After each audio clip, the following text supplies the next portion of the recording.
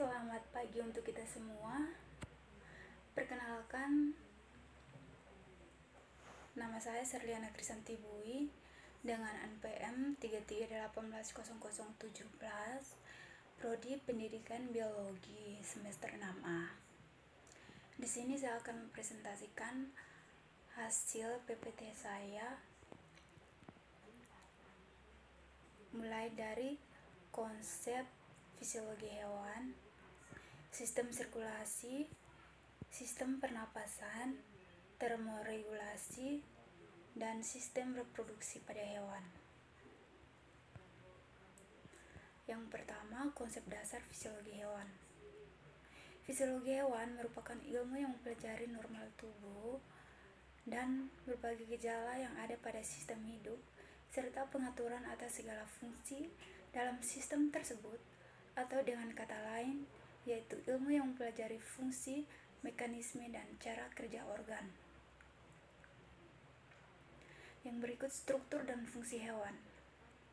Struktur dan fungsi hewan memiliki hubungan yang sangat erat. Keduanya merupakan satu kesatuan yang tidak dapat dipisahkan. Yang pertama, jaringan. Jaringan merupakan kumpulan sel-sel dengan struktur dengan fungsi yang sama. Jenis jaringan yang berbeda memiliki struktur dan fungsi yang berbeda. Jaringan dapat dikelompokkan menjadi 4 kategori, yaitu jaringan epitelium, jaringan ikat, jaringan saraf, dan jaringan otot. Yang berikut, organ dan sistem organ. Organ adalah kumpulan beberapa jaringan untuk melaksanakan fungsi tertentu dalam tubuh. Misalnya kulit. Kulit tersusun atas berlapis-lapis jaringan, yaitu jaringan pengikat epitelium, otot, saraf, dan jaringan pembuluh darah. Sedangkan tingkatan yang lebih tinggi lagi adalah sistem organ, yang merupakan kumpulan dari beberapa organ yang bergabung untuk menjalankan fungsinya. Yang berikutnya, sistem peredaran darah hewan. Adapun hewan-hewan yang akan kita pelajari sistem peredaran darahnya, yaitu yang pertama ikan atau Pisces, amfibi, reptil, aves, dan mamalia. Ikan atau Pisces merupakan semua jenis ikan, baik ikan air laut, air tawar, yang melakukan pernapasan dengan insang. Mekanisme peredaran darah Pisces yaitu darah yang ada di serambi dialirkan ke bilik, lalu dari bilik masuk ke dalam insang melalui pembuluh darah insang, kemudian pada insang berkarbon dioksida akan dibuang dan diganti dengan oksigen. Yang berikut, amfibi. Amfibi berbeda dengan Pisces, yaitu amfibi dapat hidup di dua tempat, yakni di darat dan di air. Misalnya katak atau kodok. Katak atau kodok mempunyai darah yang terdapat pada sel-sel darah dan cairan plasma. Mekanismenya yaitu darah dari seluruh tubuh melalui pembuluh vena menuju ke serambi kanan, lalu dari serambi kanan menuju ke dalam bilik. Yang berikut, reptil. Reptil merupakan hewan yang memiliki ciri fisik kulit bersisik dan dapat bergerak dengan cara merayap atau melata. Cara kerja hewan reptil yaitu darah telah mengandung banyak karbon dioksida masuk melewati serambi kanan ke dalam bilik kanan, kemudian organ jantung dialirkan ke paru-paru, dialirkan ke serambi kiri, dilakukan ke bilik kiri, kemudian dialirkan ke seluruh tubuh yang diangkut oleh pembuluh nadi. Yang berikut, aves. Sistem peredaran darah aves atau burung sangat mirip dengan sistem peredaran darah manusia. Burung mempunyai 4 ruangan jantung yang masing-masing terpisah oleh pembatas yang sempurna. Yang berikut sistem peredaran darah mamalia. Alat-alat peredaran darah pada manusia beserta mekanisme peredaran darahnya. Alat-alat peredaran darah manusia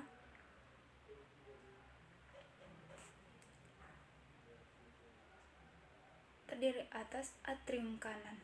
Atrium berfungsi sebagai penampungan darah yang rendah atau O2 dari seluruh tubuh. Berikutnya atrium kiri berfungsi menerima darah yang kaya O2 dari kedua paru-paru melalui 4 buah vena pulmonalis.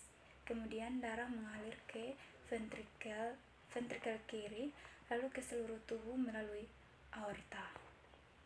Berikut ventrikel kanan menerima darah dari atrium kanan dan dipompa ke paru-paru melalui pulmonalis. Yang berikut ventrikel kiri. Ventrikel kiri menerima darah dari atrium kiri dan dipompakan ke seluruh tubuh melalui aorta. Kedua ventrikel ini dipisahkan oleh sekat yang disebut septum ventrikel.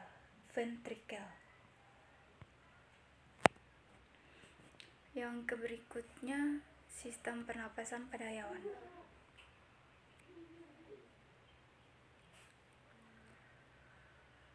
Protozoa. Sistem pernapasan pada hewan dari atas protozoa, insekta, cacing, pisces, amfibi, reptil, aves, mamalia.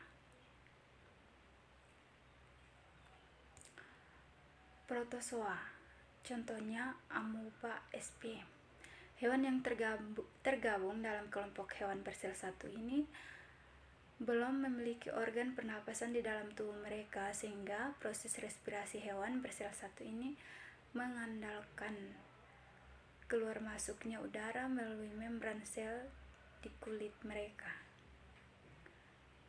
Insekta, hewan yang tergolong dalam insekta atau yang biasa disebut dengan serangga ini biasanya akan bernafas dengan alat pernapasan yang dinamakan trakea. Trakea ini memiliki struktur jaringan tubuh dan biasa disebut dengan trakeol. Ada tiga fase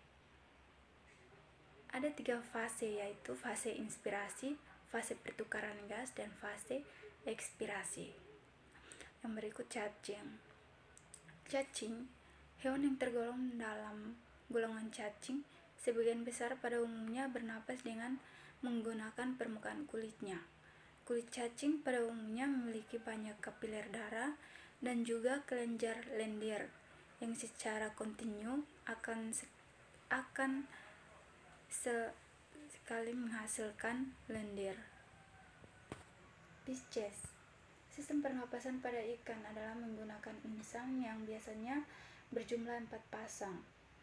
Nah, keempat pasang insang pada ikan ini berada di samping kiri dan kanan suatu ikan dan juga ada di bagian kepala. Insang ini memiliki lembaran yang diselubungi dengan jaringan epitel yang berisi jaringan-jaringan pembuluh darah kapiler. Yang berikut amfibi. Amfibi merupakan hewan yang dapat hidup di dua wilayah, yaitu daratan dan juga di air. Maka tidak heran jika sistem pernapasan pada hewan amfibi bisa berupa paru-paru, kulit, maupun insang. Contohnya adalah katak.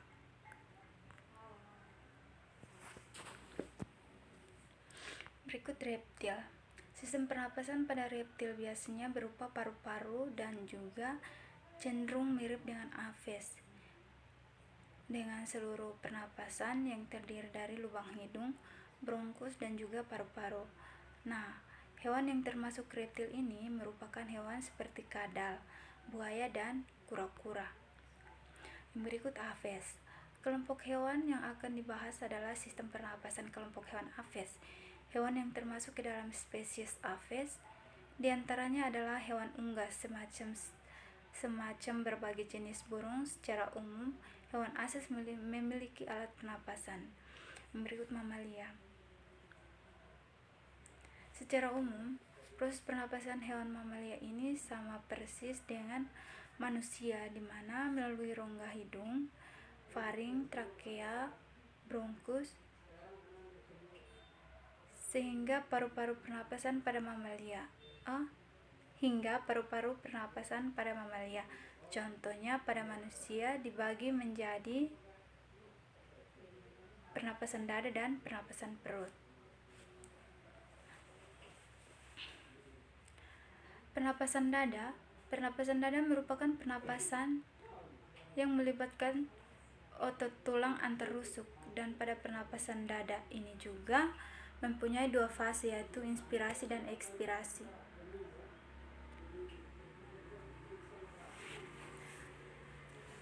Pernapasan perut merupakan pernapasan yang mekanismenya melibatkan aktivitas otot-otot diafragma yang membatasi rongga perut dan rongga dada.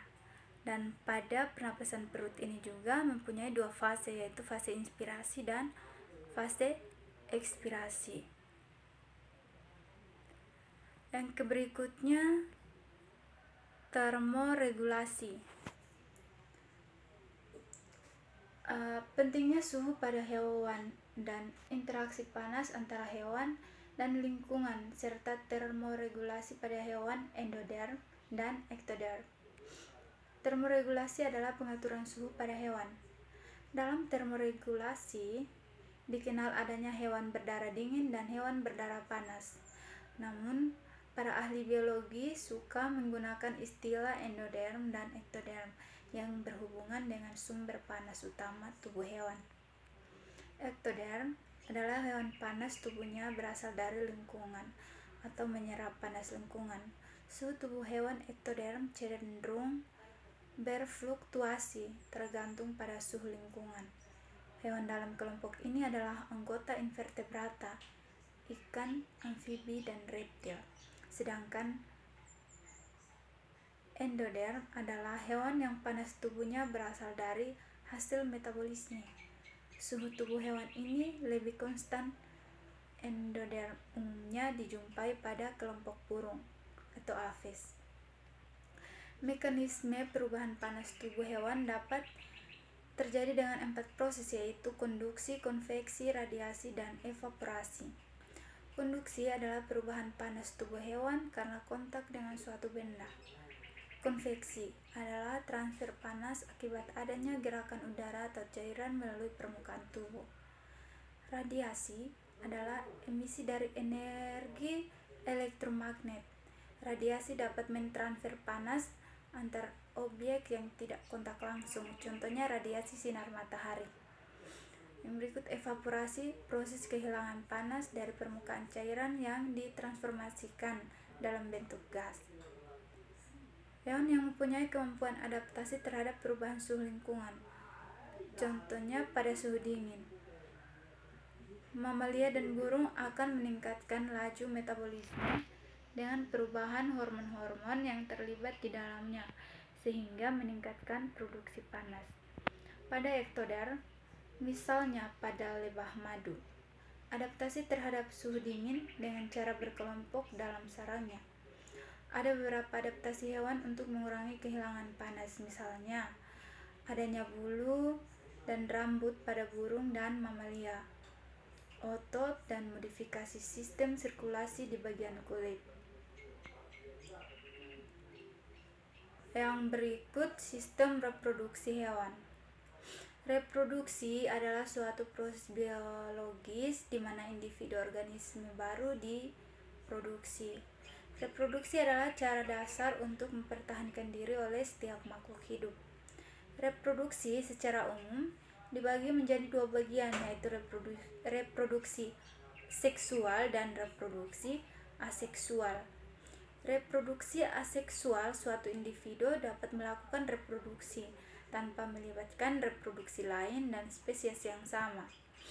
Ada 3 cara perkembangbiakan hewan secara vegetatif atau aseksual, yaitu fragmentasi, gamulep atau buding atau tunas,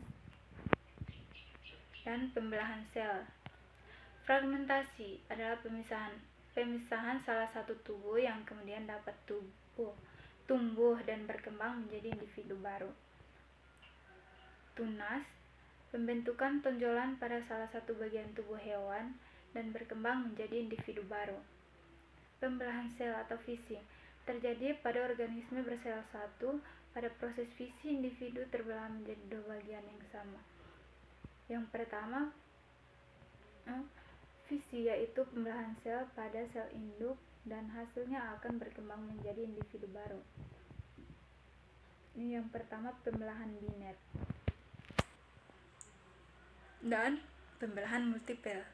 Pembelahan biner terjadi pada bakteri dimulai dengan menempelnya bahan genetik pada salah satu sisi membran dari sel dewasa, kemudian diikuti dengan proses sintesis DNA dan replikasi. Pembelahan biner juga dijumpai pada organisme eukariot, yaitu pada protozoa seperti Euglena sp, Paramecium sp, dan Arcella sp. Pembelahan multipel adalah proses reproduksi dari virus. Reproduksi virus secara umum dibagi menjadi dua, yaitu siklus itik dan lisogenik. Perkembangbiakan seksual pada hewan. Perkembangbiakan seksual pada hewan melibatkan alat reproduksi atau gamet jantan serta proses pembuatan pada hewan. Pembuahan pada hewan. Pembuahan pada hewan ada dua jenis, yaitu pembuahan di dalam tubuh betina atau fertilisasi internal dan pembuahan di luar tubuh betina atau fertilisasi eksternal. Alat reproduksi menghasilkan sel kelamin jantan atau sperma dihasilkan oleh testis, sedangkan sel kelamin betina atau ovum atau sel telur dihasilkan oleh ovarium atau indung telur. Proses pembentukan sel kelamin jantan dan sel kelamin betina disebut gametogenesis. Pada kelamin jantan disebut spermatogenesis, betina disebut oogenesis. Setelah terjadi pembuahan atau fertilisasi, akan terbentuk zigot yang kemudian berkembang menjadi embrio. Perkembangan dan kelahiran embrio dapat dibagi menjadi 3 cara, yaitu vivipar atau melahirkan, ovipar atau bertelur, ovovivipar atau beranak dan bertelur. Vivipar adalah hewan yang embrionya berkembang dengan mendapatkan makan di dalam uterus atau rahim induknya, contohnya sapi, gajah, dan harimau. Ovipar adalah hewan yang embrionya berkembang di dalam telur. Telur hewan ini dikeluarkan dari dalam tubuh dan dilindungi oleh cangkang, contohnya ayam dan merpati. Ovovivipar adalah hewan yang embrionya berkembang di dalam telur, tetapi telur tetap berada di dalam induknya. Setelah cukup umur, telurnya akan pecah di dalam tubuh induk dan anaknya keluar. Terima kasih. Inilah hasil presentasi dari rangkuman 1 sampai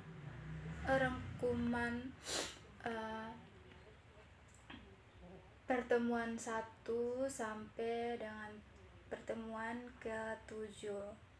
Sekian dan terima kasih.